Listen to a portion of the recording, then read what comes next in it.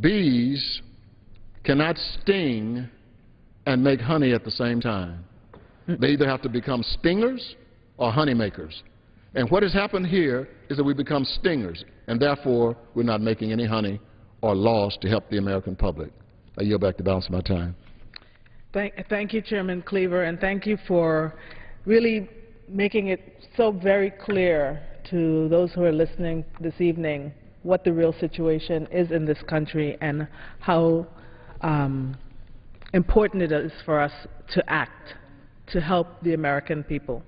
You know, and you've heard Reverend and Chairman Cleaver talk about the job situation and the floods and other challenges that the American people are facing, and now to add insult to injury, instead of passing a clean increase to the debt ceiling as we've done in the past, our country and our good credit is being held hostage by Republicans pushed by their Tea Party members to demands for drastic and deep spending cuts, cuts beginning in the last quarter of this calendar year against the advice of some of our most expert economists in this country.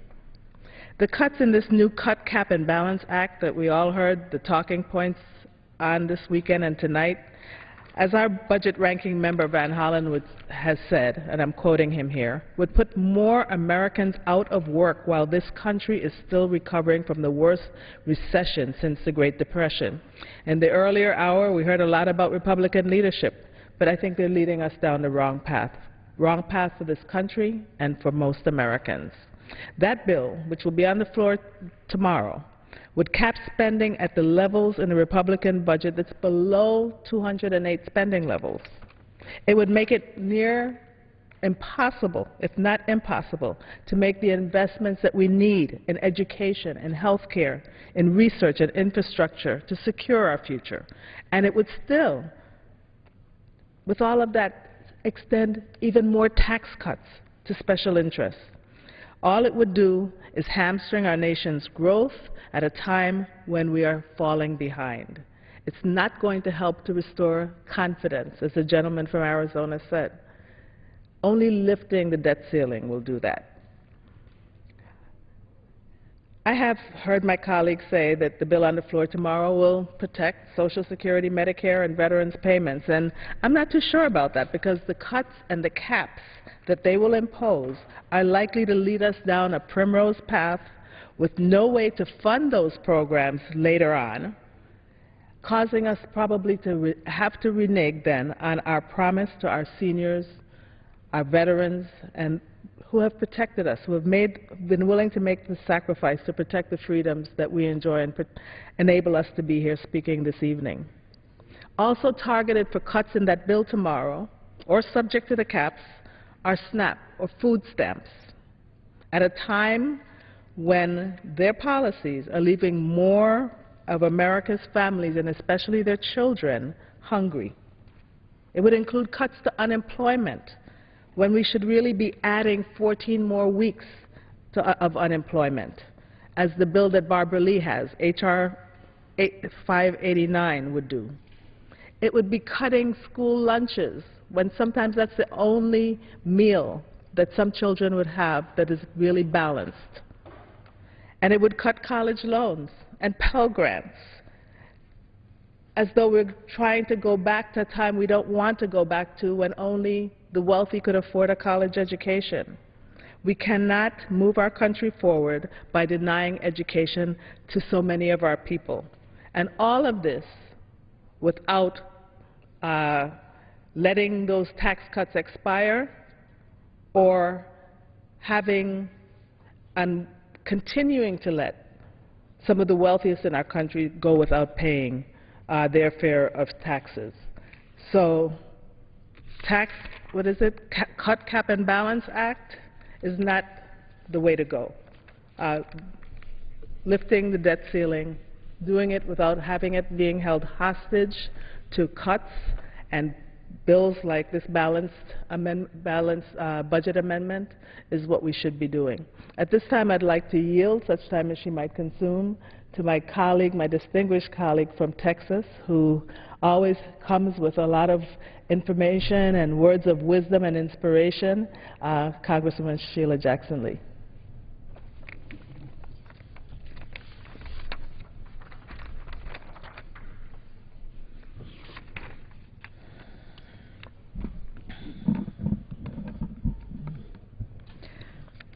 I'd like to thank the manager and chairwoman of this particular hour, sponsored by the Congressional Black Caucus, and for those of us who care, along with many of our members in the Congressional Black Caucus and in this Congress. I think it is important to note for our colleagues that there are many members who truly believe in their heart that we can find a common path, a bipartisan path, and are in angst, if you will, because they want to represent their constituents in the best way possible of what seems to be the tyranny, in some instance, of the majority. Frankly, I do believe in the democratic process. I believe that if you are a victor in elections, you have the right to define your agenda and to present it to the American people.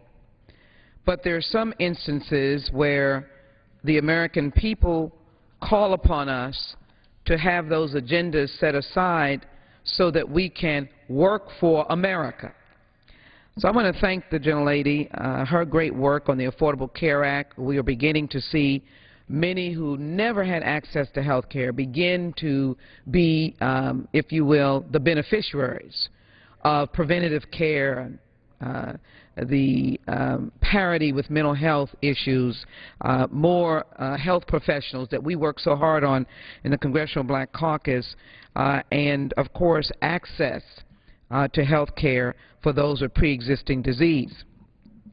But I want to talk tonight to reiterate some points that were made about the double-digit unemployment among African Americans and the 36% unemployment among youth, and just make the point to the American people, to my colleagues, that no job bill has been put forward by our Republican friends.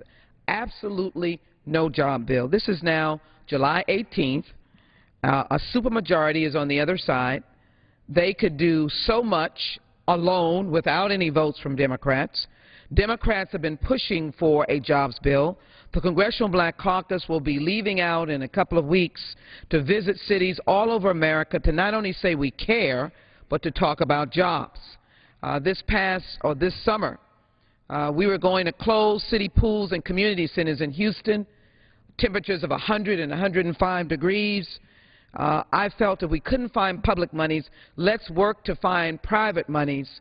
We were able to open over 10 to 15 community centers and pools in my congressional district.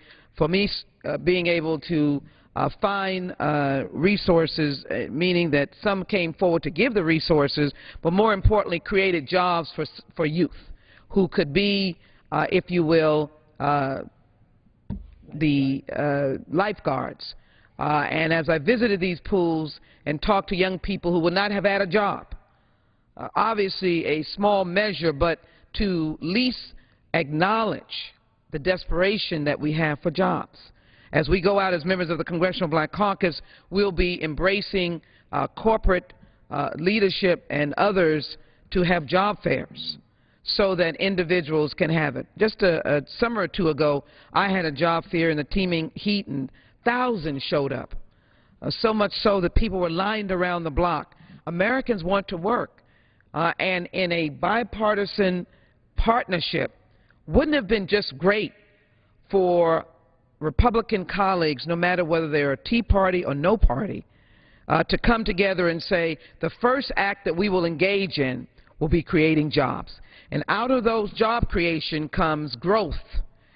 We've done a great job under President Obama, and we in the Democratic Party have done a great job. We've actually been creating private sector jobs every single month.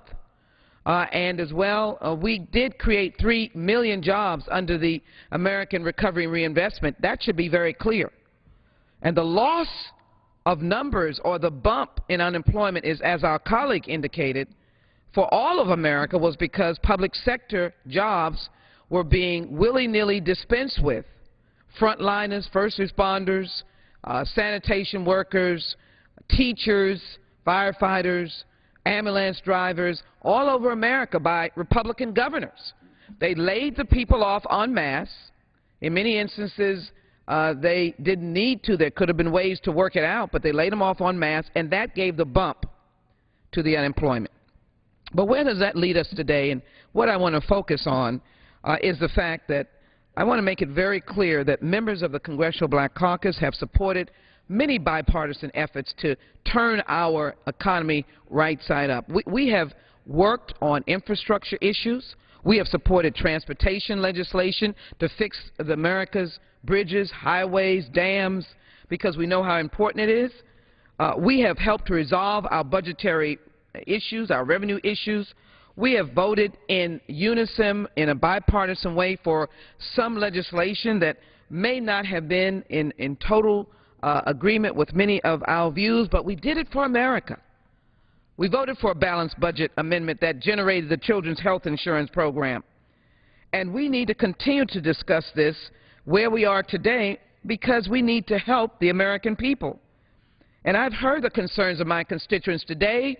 I was at a announcement of the use of neighborhood stabilization funds where we work with Habitat for Humanity and open the doors of houses for those who weren't ever able to have a house. Oh, you should have seen the excitement of those families.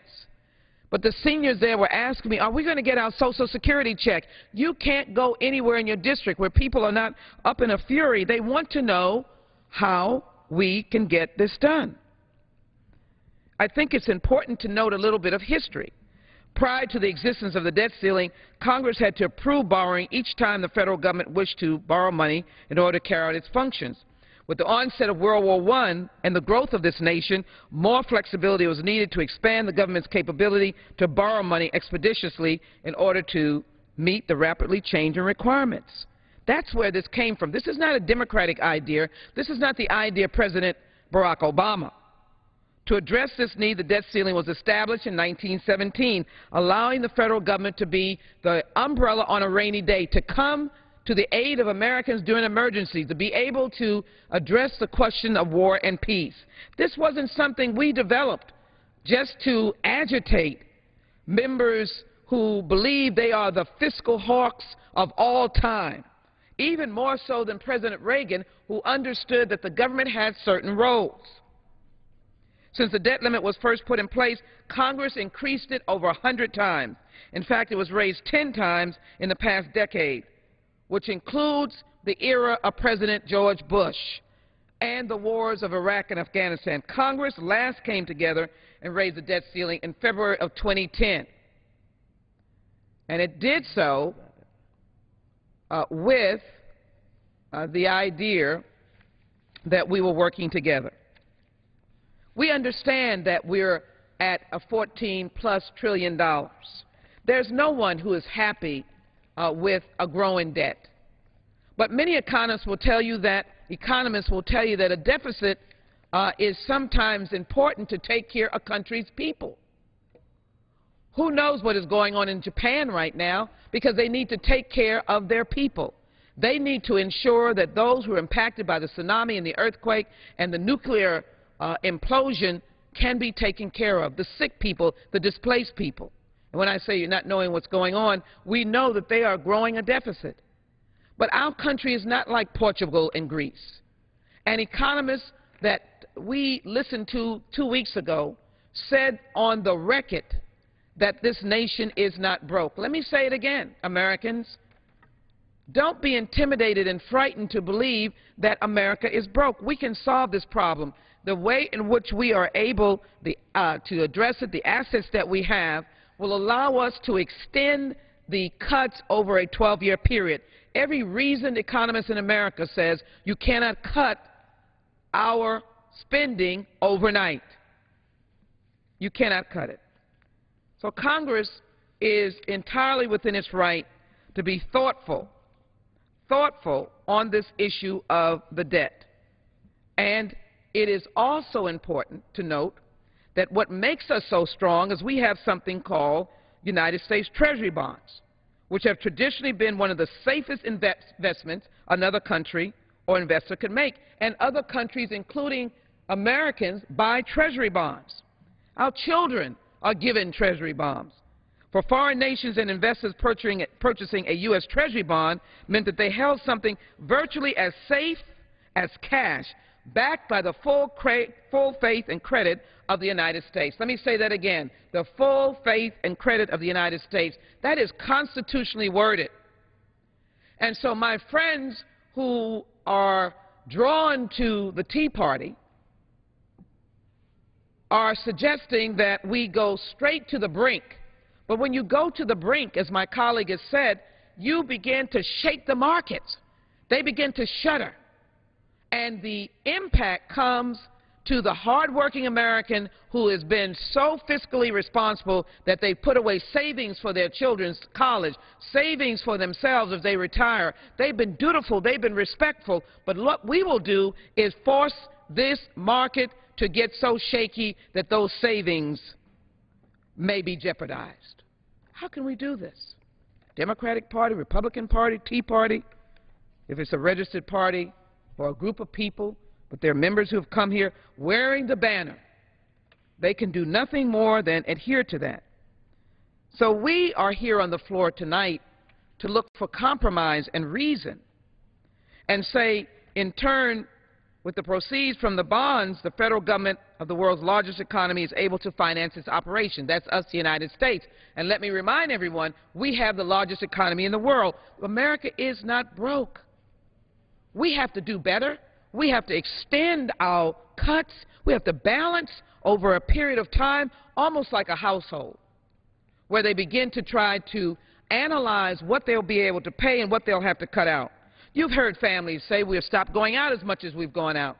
You know, there are unemployed persons who have to do more devastating cuts, go into their savings. That's why I say, where's the job bill that Republicans are supposed to put on the floor of the House? Where are the jobs? Somebody used to say in an advertisement, where's the beef? And so this week, my friends, we're going to be spending a whole week addressing the question of a bill called Cap, Cut, and Balance.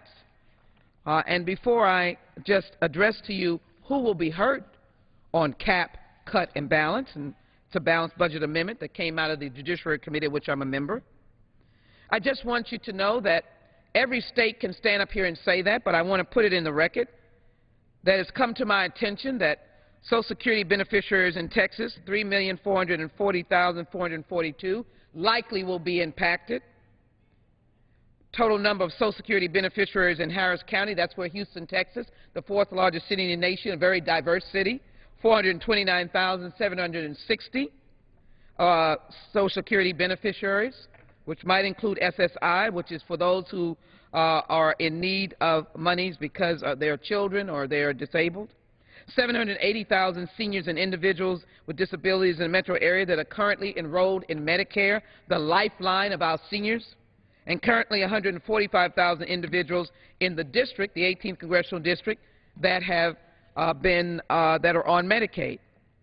And it's interesting to note that the Medicaid issue has not even been discussed. So here we have a week of Cap, Cut, and Balance, and frankly, the Treasury bonds in jeopardy, the marketplace of innocent, hardworking Americans who have saved and invested in those bonds, nations around the world who have bought what they thought was a rock-solid investment, are now teetering because we're willing to take this week to discuss a bill called Cap, Cut, and Balance that the President of the United States has already indicated that he intends to veto, that there's a question of whether or not the Senate will even address this bill. So we will spend our time wasting, debating so that someone can get a political mark. Let me express my understanding of members who need a political mark. I voted for a bill that will never pass and could never be a useful tool in the United States. You can go home and say that I can, as you bang your chest and suggest that I showed them, I told them what it was, I passed or voted for the cap, cut, and balance. And by the way, there's no doubt that this will possibly pass because the Republicans have a supermajority. But you know what this is? This is playing political chicken. Who will blink? And we have never played political chicken with the raising of the debt ceiling. We have never put the American people in this jeopardy. We didn't do it to Ronald Reagan. We didn't do it to Jimmy Carter. We didn't do it to first George Bush, a distinguished Texan. We didn't do it to President, as I said, Carter. We didn't do it to President Clinton. We didn't do it to President Bush, who just was in office. But here we are with President Barack Obama at now a time that we think that we have to do this. And this is based upon an ideological view that does not look to the American people. So let me tell you who is hurt in all of this so that we can understand real people are involved. I'll just call this working Americans and this little one that will represent millions of children across America. This is who this will impact. In the state of Texas, our governor has already cut $4 billion from education. He actually took the stimulus monies that were supposed to be for education. Governor Rick Perry decided to just snatch the monies away and put it in a rainy day fund. It looks good when you're going to run for higher office to show off that you've saved money. You haven't saved any money. You took the money out of the children's mouths. You're closing schools. You're closing school districts. And you're taking away teachers. You're building up the class size. You're making our country a second and third class in education while other countries are moving forward. And so that's who will hurt. Just take this little one who is not yet in school. This is a hardworking nurse, represents working Americans. This is who will be hurt because on the cap and cut and balance bill, you're going to find out that though they say they are protecting Medicaid, Medicare, and others, you're going to find out that we literally are not going to be able to run this country. My colleague came from Missouri. Everybody saw the tragedy of Joplin, Missouri.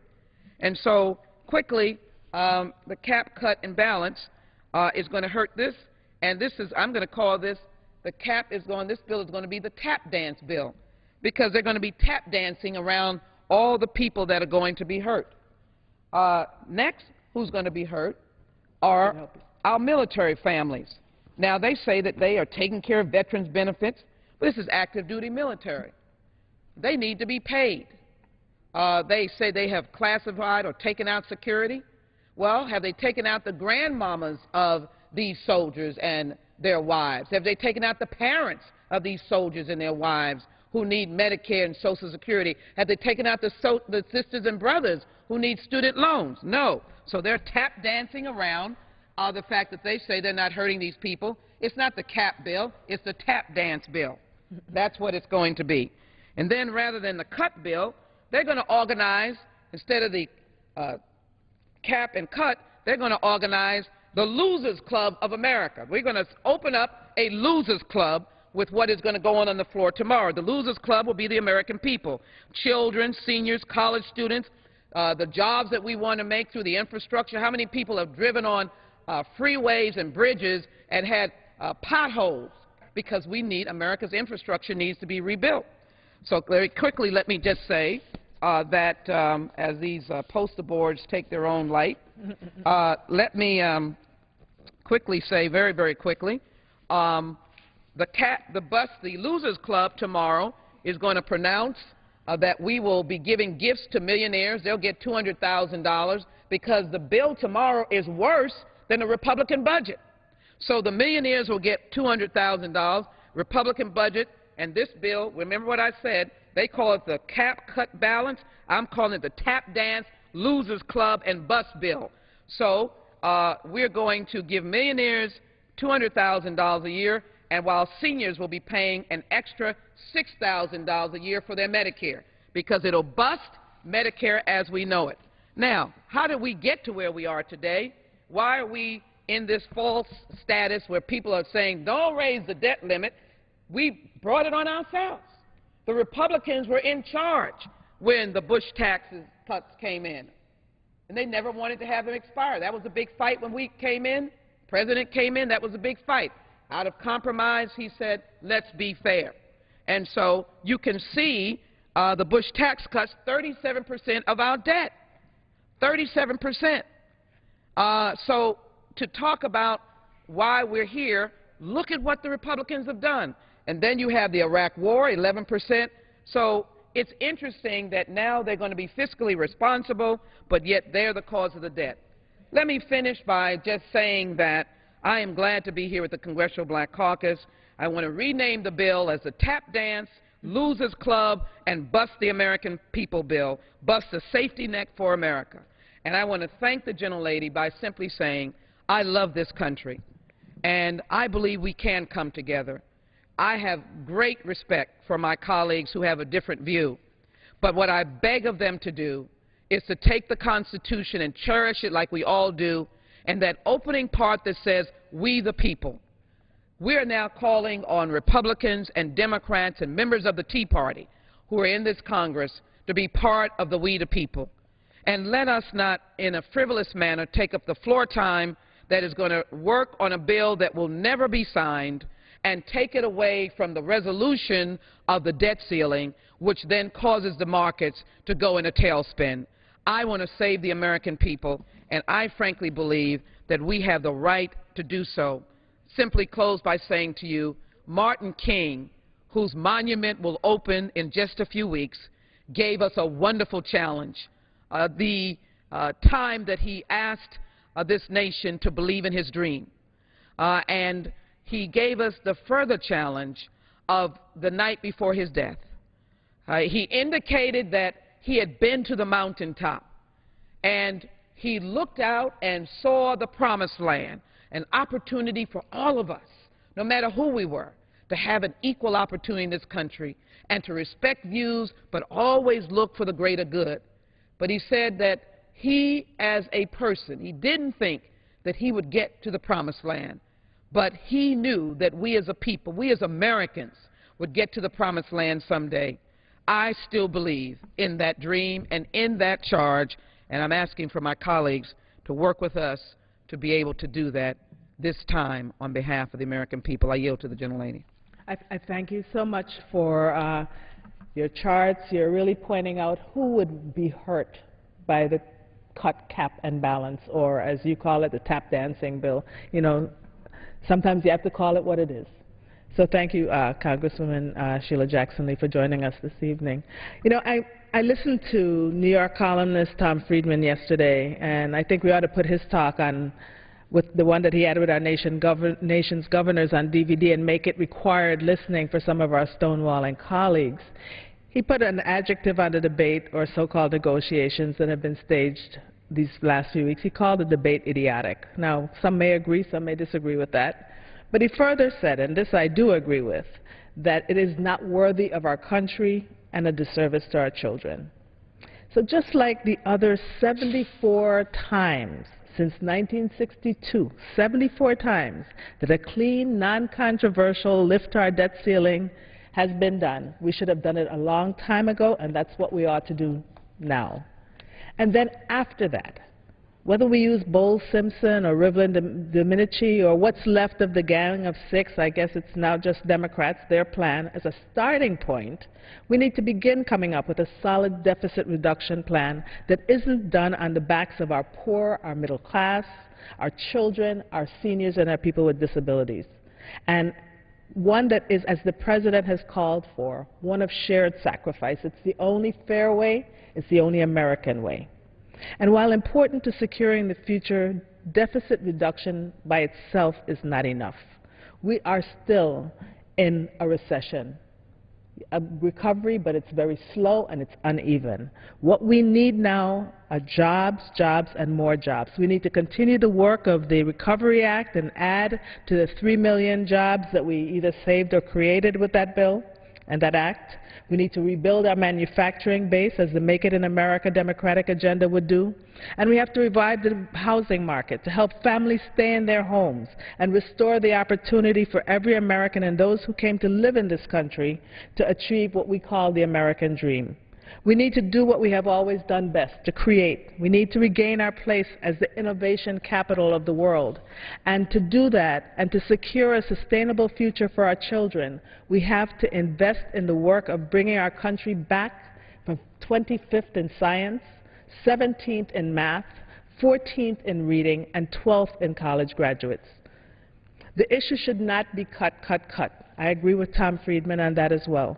But it should be, how do we do what is necessary to bring our beloved nation back to the first place standing, which is where it always must be, and what our families and our children deserve. As the African proverb said, this is really what's happening now. The elephants are fighting and the grass is getting crushed. This should not be a fight over political ideology. Democratic leaders have shown their willingness to compromise on many of the programs we hold sacred. What those compromises are and how large they are, I think, will determine where the CBC stands when the time comes to vote. But there can be no compromise, as you've heard from my colleagues tonight, on Social Security, which has nothing to do with the deficit whatsoever, or on Medicare, which we have done so much to strengthen and lengthen in the Affordable Care Act, or in Medicaid, which would not only cause undue but grave harm to the poor in all of the states and territories that we represent. So I say to my fellow members of Congress on both sides of the aisle, both sides of the Capitol, let's raise the debt ceiling. Let's forget this crazy debate about cutting programs that hurt our fellow Americans and do it in a clean vote so that we can get back to the important, critical business of creating jobs, of rebuilding our country, of putting in place a strong foundation for our future, of restoring our image in the world, and holding on to our position of leadership. With that, would you like me to yield the balance of my time to you? Well, I'd like to yield before you close, and I'll be very quick. So that I'll yield the balance of the time to Congresswoman Sheila Jackson Lee. I thank the gentlelady. I want to thank her so very much for her leadership, but I wanted to, when I said the bust, I want to equate it to the balanced budget amendment. That is what this cap and balance. Cut, and balance. It is a balanced budget amendment, but let me be very clear, because you said something very important. The balanced budget amendment, if it was passed, would virtually guarantee that future budgets would cut and end Medicare, as well as drastically cut Medicaid, just like the Republican budget. The balanced budget amendment takes 2/3 of the House and the Senate to pass. It is almost impossible for it to pass, and we are not like states where states do balance, but they only have to take care of their state. And we would never, what you're saying, though, if you deal back to me, we will never be able to raise any revenue, because it takes 2/3 of both bodies to be able to do anything to increase revenue. So in Joplin, Missouri, the floods, the tornadoes, and let me finish on this. We served on Homeland Security. We have seen the death of Mr. Karzai's brother, his very close aide. We have seen Pakistani police officers be shot down in a massacre by Taliban. This is a very serious climate of terrorism in this world. And the tragedy, the backdrop of 9/11, where we had to bail out the airlines, where we had to rebuild New York and other places, that is a responsibility of America. That's why there's a federal government. And if we are to play with this through the cap, cut, and balance, the balanced budget amendment, we will be the tap dance, we will be the losers club, and we will bust the rights of Americans to call upon their federal government when they are in need. This is not a time to play with the lives of Americans, and I believe that we are ready to compromise, but not to engage in frivolity when it is serious and when we have to do what the American people need us to do. And I wanted to yield back to the gentlelady and say to her that I'm very glad to be with her tonight, but I couldn't leave the podium without emphasizing that Homeland Security cannot be undermined and diminished. it is extremely important The gentlelady's and as time has well expired. to serve and secure the American people. Let's do right by the American people. Thank you I again, yield Sheila back. Jackson. Thank you, Madam Speaker. I yield back. Thank you. The gentlelady yields back. Under the Speaker's announced policy of January 5th, 2011, the Chair recognizes the gentleman from Alabama, Mr. Brooks, for half of the remaining time until 10 p.m., 22 minutes. Thank you, Madam Speaker. America is the greatest nation in the history of the world. We enjoy a standard of living that is envied by most. We have a national defense unmatched in history. We are a beacon of freedom for all. Have you ever thought about why America is the world's leader? Are we just lucky? No. I would submit to you that there are substantive reasons for our greatness. We are blessed today because of the sacrifices of others before us, others who gave of themselves to ensure a better future for their children and succeeding generations. History shows us that great nations rise and great nations fall, but they rarely fall from without first suffering weakness from within. Today, the greatest threat to America is not a foreign power. No, America's greatest threat is Washington's irresponsible, dangerous, and insatiable spending habits. Admiral Mullen, Chairman of the Joint Chiefs of Staff, testified recently before the House Armed Services Committee that America's greatest national security threat is our unsustainable and growing debt burden.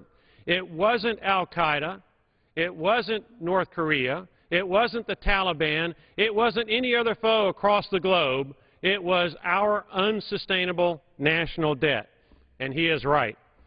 For years, Washington has been on a spending binge of epic proportions. Why do Washington's politicians risk America's future? Because they have put their own self-interest above America's interest. They spend money we don't have to get votes for the next election. They don't care about who must pay the bill. They don't care about America's future generations. They don't care whether their spending binges risk America's future. Some say we don't need a balanced budget constitutional amendment to force Washington to spend within our means. They are 100% dead wrong. Most recently, the President stated, quote, "We don't need a constitutional amendment to do our jobs. The Constitution already tells us to do our jobs and to make sure that the government is living within its means and making responsible choices." And he went on, quote, "We don't need more studies. We don't need a balanced budget amendment. We simply need to make these tough choices and be willing to take on our bases." But history has established that we need in the United States Congress a balanced budget constitutional amendment because it will provide the backbone that Congress has lacked for so long. History proves those naysayers are wrong. 3 years of trillion-dollar-plus deficits prove them wrong. Projected trillion-dollar deficits into the future prove them wrong. America must rise up and force Washington to live within our means before it is too late. America must give Washington the backbone it lacks. That backbone is a balanced budget constitutional amendment forcing Washington to do the right thing. If this Congress will not pass an effective balanced budget constitutional amendment, then the states must do it for us.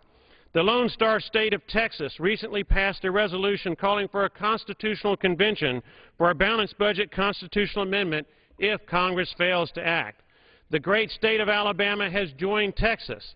I next read into the record of the United States House of Representatives Alabama Senate Joint Resolution 100 from Alabama's 2011 regular session just passed by the Alabama State Legislature.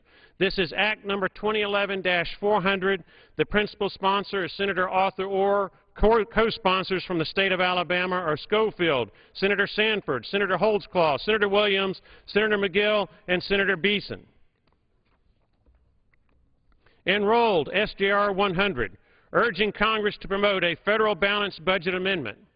Whereas the reluctance of the federal government to incur debt and other obligations was established early in American history, with deficits occurring only in relation to extraordinary circumstances such as war, yet for much of the 20th century and into the 21st, the United States has operated on a budget deficit, including the 2010 budget year, which surpassed an astounding $1.3 trillion an annual deficit that exceeded the entire gross state product of many of these United States.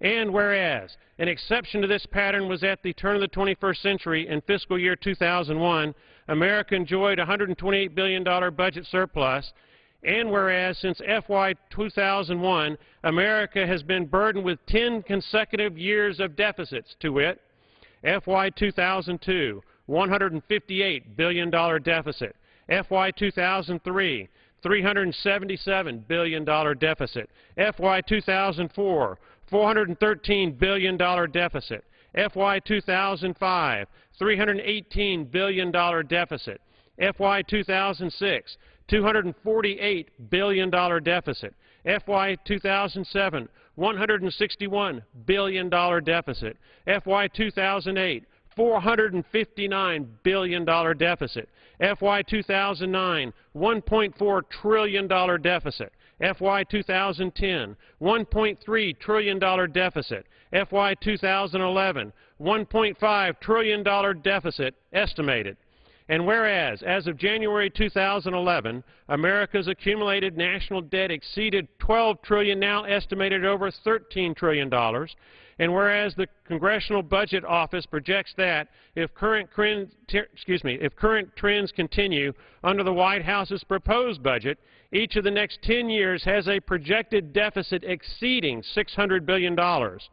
And whereas the budget deficits of the United States of America are unsustainable and constitute a substantial threat to the solvency of the federal government, as evidenced by the comments of Standard & Poor's on April 18, 2011, regarding the longer-term credit outlook for the United States, and whereas Congress has been unwilling or unable to address the persistent problem of overspending and has recently increased the statutory limit on the public debt and enacted a variety of legislation that will ultimately cause the federal government to incur additional debt. And whereas the National Commission on Fiscal Responsibility and Reform, in its report, The Moment of Truth, includes recommendations to reduce the federal deficit that have not been considered by the United States Congress, and whereas the consequences of current spending policies are far-reaching, United States indebtedness to governments of foreign nations continues to rise. Costly federal programs that are essentially unfunded or underfunded mandates to states threaten the ability of state and local governments to continue to balance their budgets. Moreover, future generations of Americans inevitably face increased taxation and a weakened economy as a direct result of the bloated debt. And whereas many states have previously requested that Congress propose a constitutional amendment requiring a balanced budget, but Congress has proven to be unresponsive, anticipating situation in which Congress at times could fail to act, the drafters of the United States Constitution had the foresight to adopt the language in Article 5 that establishes that in application of the legislatures of two-thirds of the several states, Congress shall call a convention for proposing amendments. And whereas in prior years the Alabama legislature has called on Congress to pass a balanced budget constitutional amendment, many other states have done the same, all to no avail. And whereas a balanced budget amendment would require the government not to spend more than it receives in revenues and compel lawmakers to carefully consider choices about spending and taxes by encouraging spending control and discouraging deficit spending. A balanced budget amendment will help the nation on the path to lasting prosperity.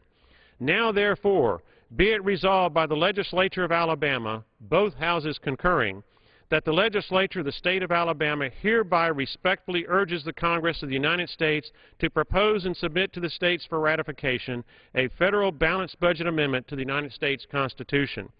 Be it further resolved that, in the event that Congress does not submit a balanced budget amendment to the states for ratification on or before December 31, 2011, the Alabama legislature hereby makes application to the United States Congress to call a convention under Article 5 of the United States Constitution for the specific and exclusive purpose of proposing an amendment to that Constitution requiring that, in the absence of a national emergency, as determined by the positive vote of such members of each House of Congress as the amendment shall require, the total of all federal appropriations made by Congress for any fiscal year shall not exceed the total of all revenue for that fiscal year. Be it further resolved that unless rescinded by a succeeding legislature, this application by the Alabama legislature constitutes a continuing application in accordance with Article 5 of the United States Constitution until at least two-thirds of the legislatures of the several states have made application for a convention to provide for a balanced budget. Be it further resolved that in the event Congress does not submit a balanced budget amendment to the states for ratification on or before December 31, 2011, the Alabama legislature hereby requests that the legislatures of each of the several states that compose the United States apply to Congress, requesting Congress to call a convention to propose such an amendment to the United States Constitution. Be it further resolved that this application is rescinded in the event that a convention to propose amendments to the United States Constitution includes purposes other than providing for a balanced budget amendment. Be it further resolved that the copies of this resolution be provided to the following officials: the President of the United States, the Speaker of the United States House of Representatives, the President of the United States Senate, all members of the Alabama delegation to Congress, with a request that this resolution be officially entered in the congressional record as an application to the Congress of the United States of America for a convention to propose an amendment to provide for a federal balanced budget in the event that Congress does not submit such an amendment to the states for ratification on or before December 31, 2011. Be it further resolved that copies of this resolution be provided to the Secretaries of State and to the presiding officers of the legislatures of the other states. Signed by Kay Ivey, President Presiding Officer of the Alabama State Senate. Signed by Speaker of the House of Representatives of the State of Alabama, Mike Hubbard.